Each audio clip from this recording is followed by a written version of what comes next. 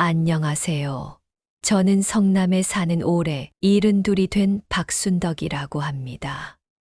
사실 제 나이쯤 되면 세월이 주는 무게에 눌려서 그냥 하루하루 흘려보내며 사는 게 자연스럽다고들 하지만 저는 제 인생에서 가장 큰 충격을 준 사건을 겪고 난 뒤라 이렇게 용기를 내어 제 이야기를 꺼내려 합니다.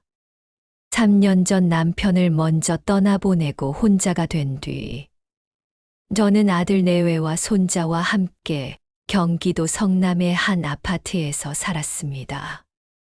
비록 아파트에 자식과 함께 살지만 이것은 평생 남편과 함께 허리띠 졸라매며 모은 재산이었습니다. 아끼고 아낀 덕에 남편은 떠났어도 작은 상가와 예금, 그리고 우리가 사는 아파트까지 합하면 20억은 훌쩍 넘었지요. 사실 저는 그 돈이 그렇게 대단하다고 생각해 본 적이 없었습니다.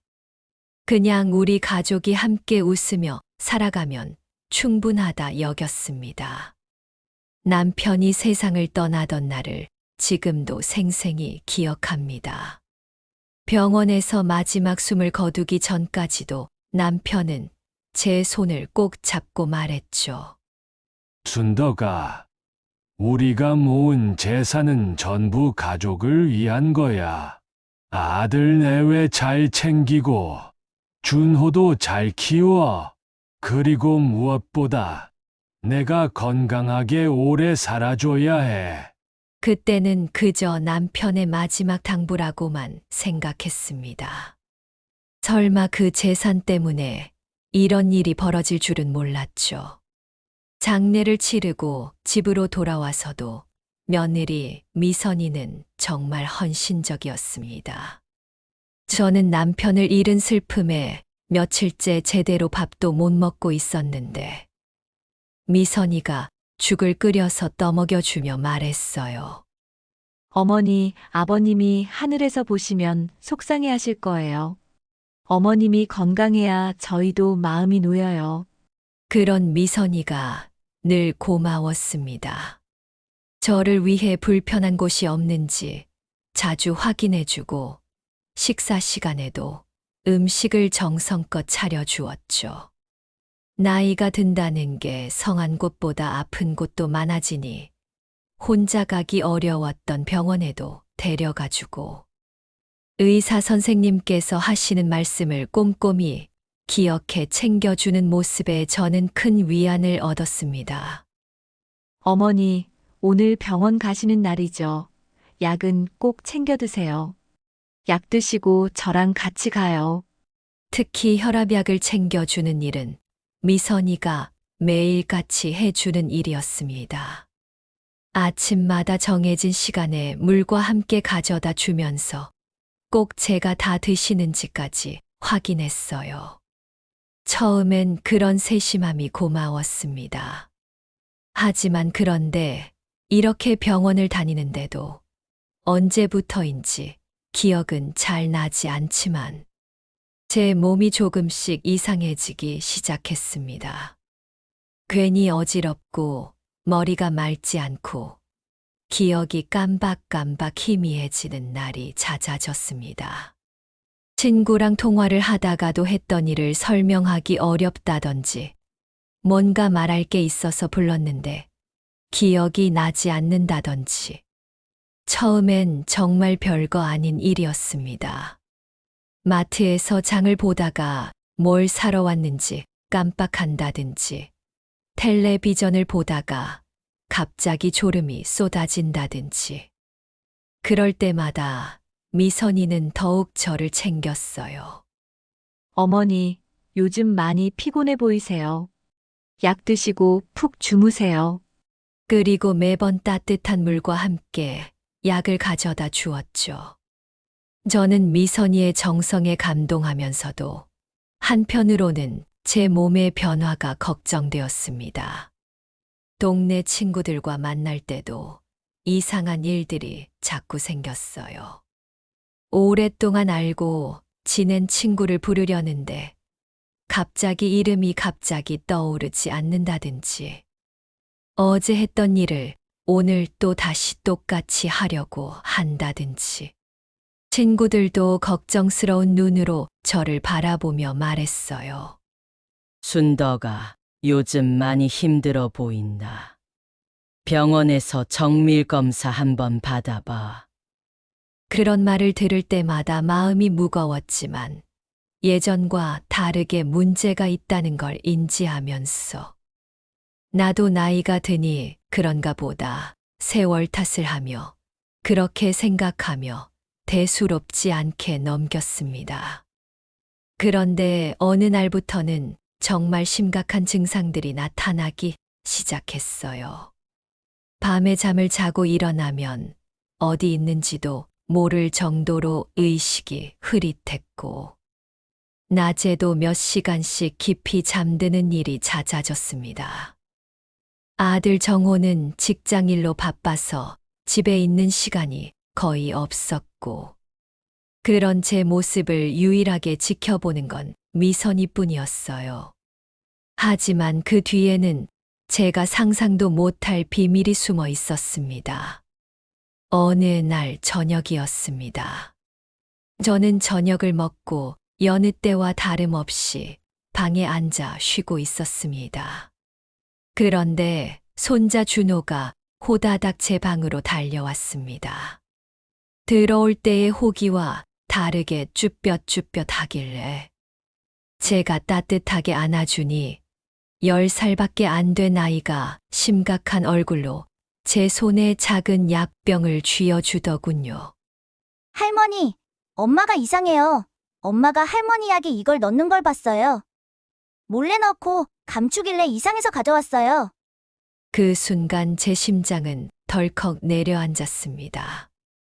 아이 눈에는 거짓이 없었습니다. 아이가 봐도 엄마의 행동이 이상했는지 아이는 약병을 제게 가져와 보여주었습니다. 침침한 눈 때문에 돋보기를 끼고서 약병을 자세히 들여다보니 혈압약이 아니라 그건 바로 수면제였습니다. 준호의 말을 더 자세히 들어보니 상황이 더욱 충격적이었어요.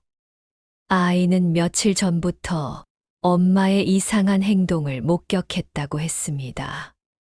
할머니, 엄마가 할머니 약 먹이기 전에 부엌에서 뭔가 섞고 있었어요. 그리고 전화통화도 자꾸 하면서 좀 더 기다려 이런 말을 했어요. 할머니한테는 다정하게 하는데 전화할 때는 목소리가 달라요. 아이의 순수한 관찰력이 오싹했습니다. 어린아이조차 느낄 수 있는 무언가 이상한 낌새가 있었던 거죠. 그날 밤도 어김없이 다정한 목소리로 저를 부르며 미선이가 약을 가져왔습니다. 어머니, 오늘도 약 드시고 주무세요. 요즘 많이 피곤해 보이시는데 이 약 드시면 푹 주무실 수 있을 거예요. 잠시 뭔가 하는 척을 하며 미선이에게 곧 먹겠다 말을 하니 꼭 드세요라며 미선이가 나갔습니다. 혹여나 빨리 돌아올까 싶어 얼른 약을 화분에 버렸습니다. 그리고는 평소처럼 잘 채비를 한 뒤 뛰는 심장을 부여잡고 평소보다 조금 이르게 잠든 척 누워 있었습니다. 시간이 얼마나 지났을까요? 한참을 지나 한밤중이 되니 조용히 방문이 열고 며느리가 제 방으로 살짝 들어왔습니다. 저는 실눈을 뜨고서 약간의 인기척을 느껴보았습니다. 며느리는 제가 잔다는 것을 확인하고서는 대담하게 저희 서랍장을 열고 통장과 도장, 부동산 서류 등 재산에 관련해 제가 숨겨둔 것들을 휴대전화로 찍고 있었죠. 단박에 찾아내는 것을 보니 아마 이렇게 뒤졌던 게 처음이 아니었나 봅니다. 더욱 충격적인 건 미선이가 제 서류들을 보면서 중얼거리는 소리였어요. 아직 정리가 안 된 게 이렇게 많네. 이건 어떻게 처리해야 하지? 그리고 누군가와 전화 통화를 시작했습니다. 이젠 곧 끝이야. 몇 개월만 더 참으면 돼. 중얼거리는 며느리의 목소리가 떨렸습니다. 누군가와 통화를 하는지 전화기 너머로 약 농도를 조금씩 높이고 있다. 치매 증상처럼 보이게 하면 자연스럽게 성년후견인 신청을 할 수 있다며 저에게 하고 있는 몹쓸 짓을 설명하고 있었습니다. 전화 너머의 목소리도 들렸어요. 아마 미선이의 친구나 지인인 것 같았는데 너무 무리하지 마. 들키면 큰일 나 하는 소리가 똑똑히 들렸습니다. 그러자 미선이가 답했어요. 괜찮아. 아무도 의심하지 않아. 시어머니 나이도 많고 남편은 바빠서 집안일에 신경 쓸 시간도 없고 완벽한 타이밍이야. 그렇게 말하는 소리를 듣는 순간 제 세상이 무너져 내렸습니다. 실수가 아니었구나. 치밀하게 계획해서 진행했구나. 라는 생각들이 스치며 울컥 설움과 화가 치밀었습니다. 하지만 저는 겉으로는 아무렇지 않은 척하며 평소와 다름없이 지냈지요. 그러나 속으로는 두려움과 분노가 치밀었습니다.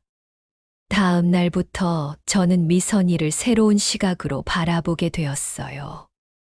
그동안 다정하고 세심하다고 생각했던 행동들이 모두 다르게 보이기 시작했습니다. 약을 가져다 주면서 꼭 드세요라고 당부하는 모습. 제가 약을 다 먹었는지 확인하는 행동. 그리고 병원에 함께 가서 의사 선생님께 어머님이 요즘 많이 깜빡하신다고 말하는 것까지. 모든 것이 계획의 일부였던 거죠. 어떻게 해야 할까 고민하다 이 사실을 알고 저에게 조용히 알려준 손자에게 부탁하기로 했습니다. 준호야, 할머니가 부탁이 있다. 엄마가 할머니 약을 바꾸는 건 하면 안 되는 일이잖아? 이 녹음기를 식탁 밑에 숨겨놓자꾸나. 엄마가 전화할 때마다 녹음하는 거야. 우리 가족을 지키는 거라고 생각해. 어린 준호는 놀랍게도 진지하게 고개를 끄덕였습니다. 아이도 뭔가 잘못되었다는 걸 본능적으로 느끼고 있었나 봐요. 할머니, 제가 도와드릴게요. 엄마가 이상한 일 하는 거 맞죠? 그런 어린 손자의 말에 마음이 아팠지만 우리 가족을 지키기 위해서는 어쩔 수 없었습니다. 며칠이 지나고 녹음기에는 충격적인 대화가 담겼습니다. 이번 주 안에 공증사무소에 가야겠어.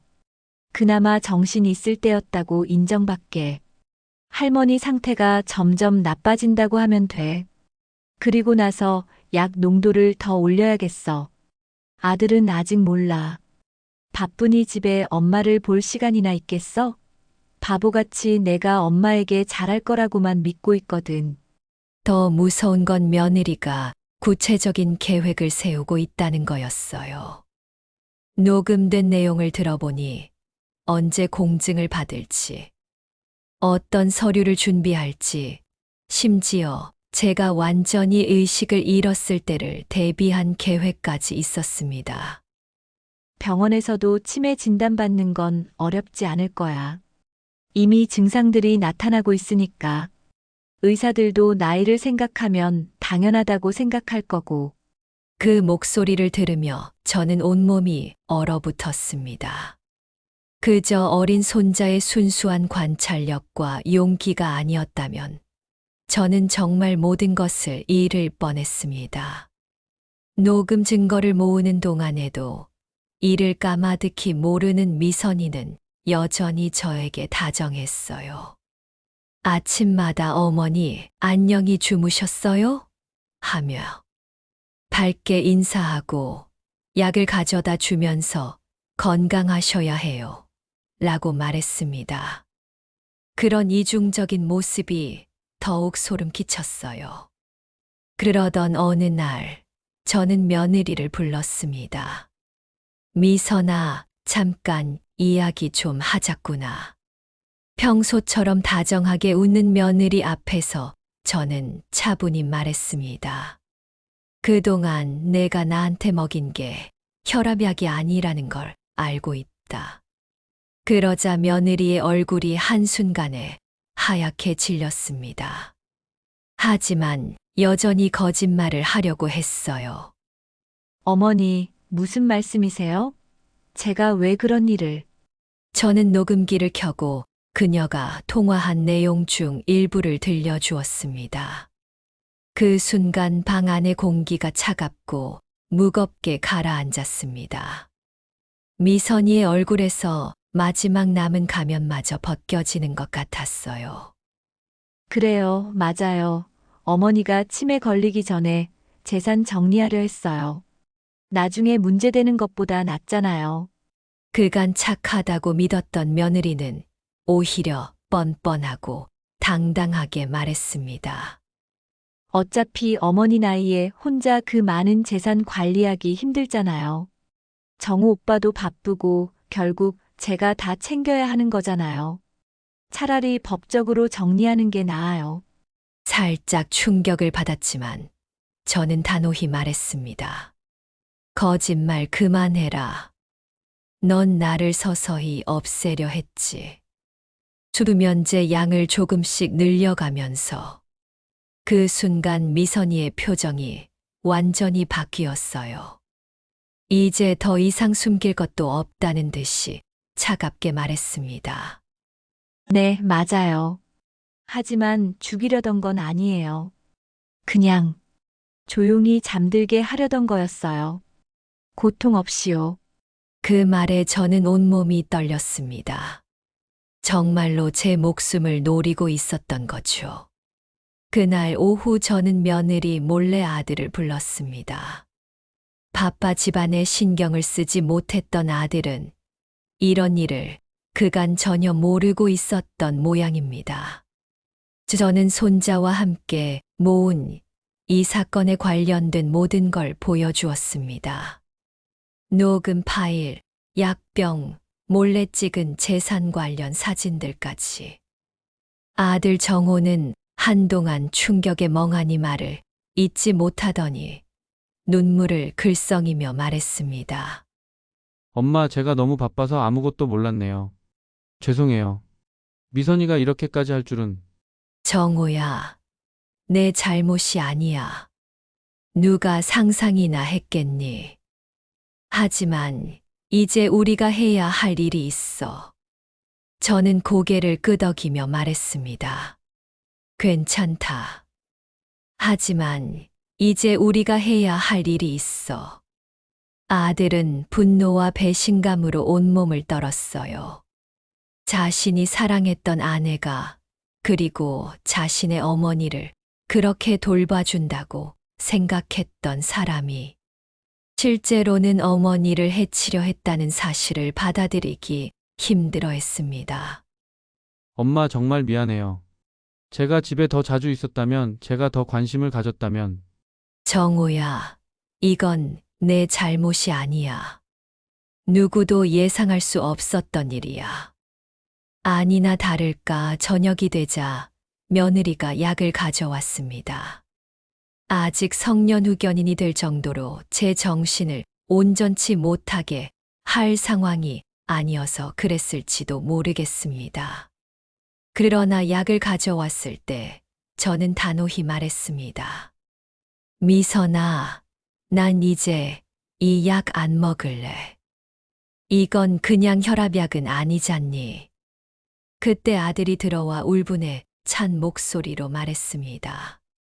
여보, 이게 무슨 짓이야. 내가 당신을 얼마나 믿었는데 어머니에게 이런 짓을 할 수 있어. 너도 우리도 이제 끝이야. 사기죄와 존속상해죄로 고발했어. 지금 경찰 오고 있다고. 며느리의 다리에 힘이 풀렸습니다. 그제서야 일이 크게 벌어졌다는 걸 깨달은 것 같았어요. 여보, 잠깐만 우리 얘기 좀 해봐. 이건 오해야. 하지만 이미 늦었습니다. 마침 경찰이 도착했고 이후 경찰 조사가 시작되자 며느리는 결국 자백했습니다. 죽일 생각은 아니었어요.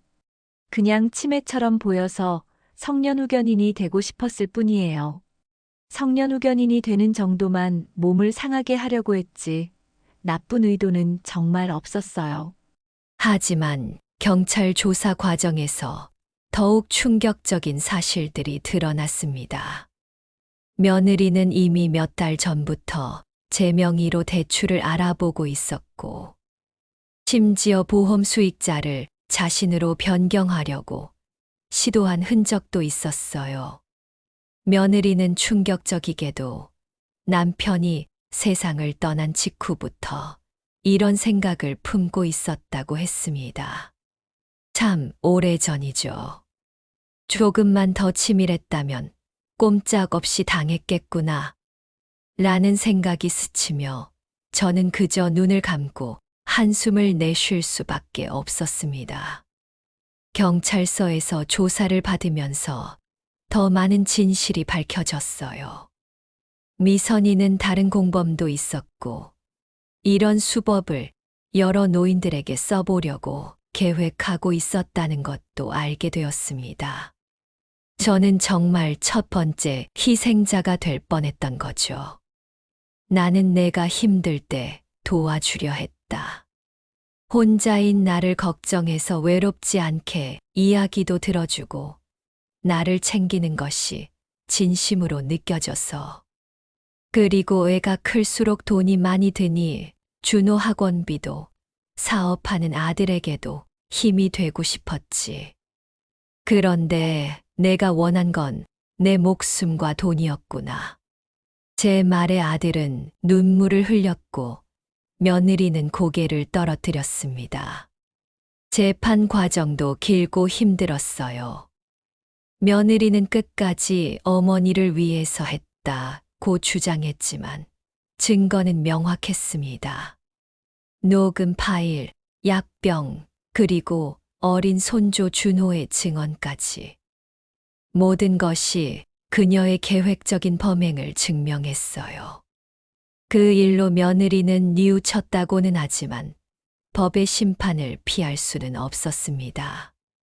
다행히 큰 피해가 발생하기 전이라 집행유예로 풀려났지만 우리의 단란했던 가정은 산산이 부서졌습니다. 아들은 이혼을 결심했고 손자 준호는 이제는 엄마가 없이 저희 곁에서 자라게 되었습니다. 이혼 과정도 쉽지 않았어요. 미선이는 끝까지 재산 분할을 요구했지만 범죄 사실 때문에 아무것도 가져갈 수 없었습니다. 내 아들 정호도 많이 힘들어했어요. 엄마, 제가 어떻게 사람을 이렇게 잘못 봤을까요? 아내라고 생각했던 사람이 이런 일을 할 줄은. 정호야, 사람 마음은 누구도 완전히 알 수 없는 거야. 중요한 건 이제 우리가 어떻게 살아가느냐는 거지. 그렇게 엄청난 사건이 찰나처럼 지나가고 시간이 흘러 6개월이 지나자 저는 조금씩 건강을 되찾았습니다. 수면제를 끊고 나니 머리가 맑아졌습니다.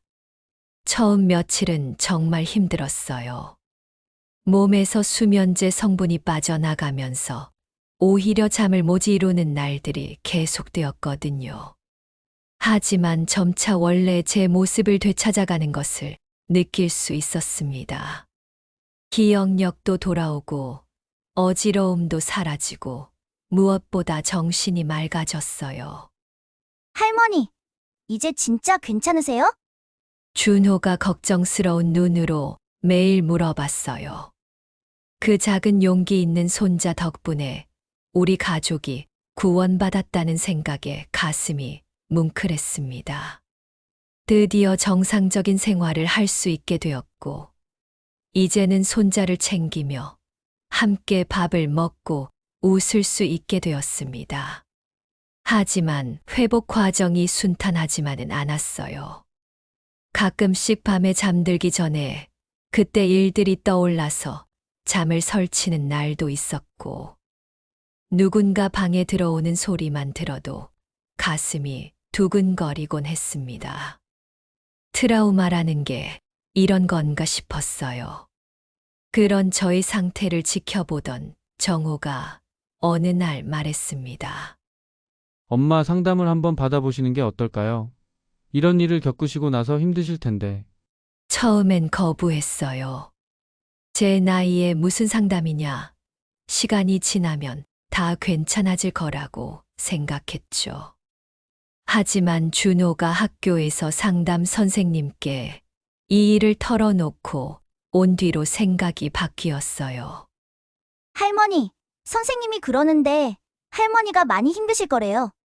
그리고 상담받는 거 부끄러운 일 아니래요. 결국 저는 동네 복지관에서 운영하는 노인 상담 프로그램에 참여하게 되었습니다.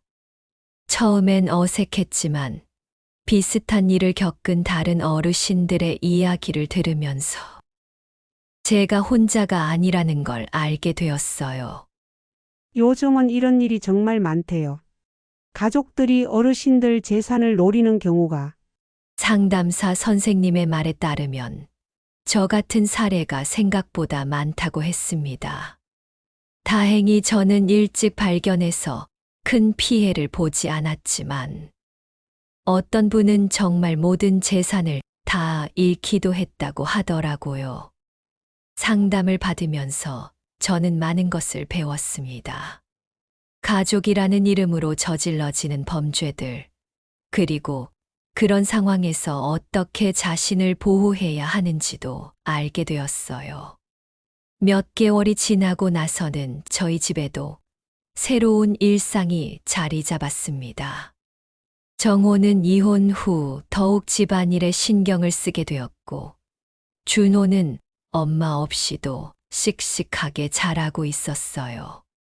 물론 아이도 상처가 있었겠지만, 오히려 할머니와 아빠를 지켰다는 자부심을 가지고 있는 것 같았어요. 할머니, 이제 진짜 약 드시는 거죠? 어느 날 준호가 제가 진짜 혈압약을 먹는 모습을 보고 물었을 때 저는 웃으며 대답했습니다. 그럼 우리 준호가 할머니 지켜줬잖아. 할머니, 저 잘했죠? 정말 잘했어. 준호가 아니었으면 할머니가 어떻게 됐을지 몰라. 그런 준호를 보면서 저는 새삼 가족의 소중함을 느꼈습니다. 진짜 가족은 나이나 혈연 관계가 아니라 서로를 지켜주고 사랑하는 마음이라는 걸 깨달았어요. 어느 날 정호가 미안한 얼굴로 말했습니다. 엄마, 이제 누가 저희를 돌봐줄까요? 그동안 미선이가 집안일을 다 해줬기 때문에 걱정이 되었나 봐요. 하지만 저는 손자의 손을 꼭 잡으며 말했습니다. 가족은 서로를 돌보는 거란다. 나도 너희가 필요하고 너희도 내가 필요하지. 정말 그랬어요. 이제 저희는 서로를 더욱 챙기게 되었습니다. 정호는 퇴근 후에 시장을 보고 요리도 배우기 시작했고, 저는 준호의 숙제를 도와주고 학교 행사에도 참여했어요. 준호는 할머니와 아빠를 도우면서 어른스러워졌고요. 몇 달 후 저희는 새로운 도전도 시작했습니다. 동네 복지관에서 비슷한 경험을 한 다른 가족들과 모임을 만들기 시작한 거죠. 가족 지킴이라는 이름으로 월 1회씩 만나서 서로의 경험을 나누고 이런 일들을 예방할 수 있는 방법들을 공유했어요. 우리 같은 일이 다른 가족들에게는 일어나지 않았으면 좋겠어요. 모임에 참여한 한 어르신의 말씀이 제 마음에 깊이 와 닿았습니다. 정말 그래요. 저희가 겪은 아픔이 다른 분들에게는 일어나지 않았으면 하는 바람으로 이런 활동을 시작하게 된 거죠. 준호도 이런 활동에 적극적으로 참여했어요. 아이들 눈높이에서 이상한 상황을 어떻게 인지하고 어른들에게 알려야 하는지에 대한 이야기를 하기도 했고요. 할머니, 다른 할머니들도 저처럼 도와드릴 수 있을까요? 순수한 질문이었지만 그 말에 저는 가슴이 뭉클했습니다. 이런 아이가 있어서 얼마나 다행인지 몰라요. 시간이 더 흘러 1년 정도가 지났을 때 저희 집에는 완전히 새로운 평화가 찾아왔습니다. 미선이가 없는 생활에도 적응이 되었고 오히려 더 진실한 가족애를 느낄 수 있게 되었어요. 정호는 요리 실력이 늘어서 이제는 제법 맛있는 음식도 만들어요. 엄마, 오늘 제가 김치찌개 끓여볼게요. 우리 아들이 언제 이렇게 요리를 잘하게 됐나? 그런 평범한 일상 대화가 얼마나 소중한지 이제야 알 것 같아요. 준호도 학교에서 모범생으로 지내고 있어요. 담임 선생님께서 전화를 주셔서 준호가 다른 친구들이 어려울 때 먼저 도와주는 아이라고 칭찬해 주셨을 때 정말 자랑스러웠어요. 그런 변화들을 보면서 저는 깨달았어요. 진짜 위기는 우리를 더 강하게 만들어준다는 것을요. 그 끔찍했던 사건이 없었다면 우리 가족이 이렇게 끈끈해질 수 있었을까 싶어요. 물론 가끔은 그 시절을 생각하면 여전히 가슴이 아프긴 해요. 그렇게 믿었던 사람에게 배신당했다는 상처는 쉽게 아물지 않거든요. 하지만 이제는 그 상처보다는 가족의 소중함을 더 크게 느끼며 살고 있어요.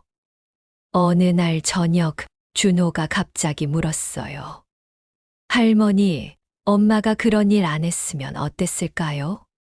어려운 질문이었어요. 하지만 저는 솔직하게 대답했습니다. 글쎄, 아마 우리가 이렇게 끈끈하지는 못했을 거야. 나쁜 일이었지만 그 덕분에 우리가 서로를 더 아끼게 된 것도 맞으니까.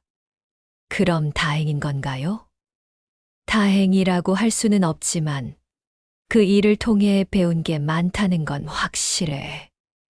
그 대화 이후로 저는 이 경험을 다른 분들과 나누는 일에 더욱 적극적으로 나서게 되었어요.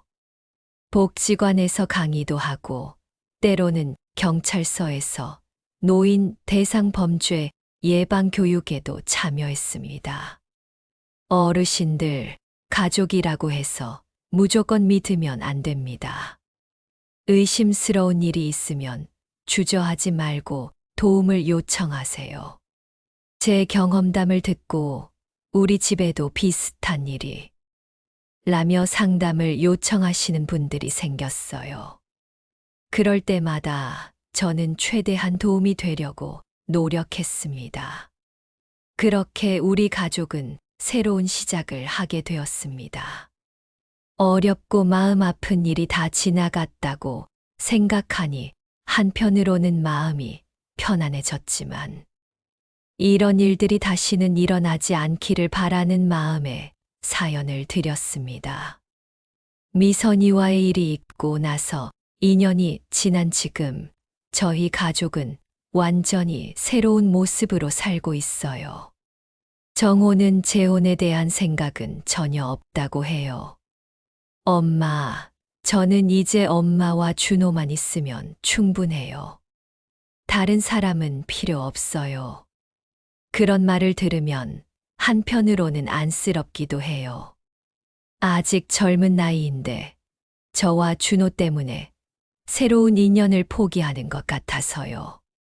하지만 정호는 진심으로 만족해하는 것 같아요. 준호는 이제 중학생이 되었습니다.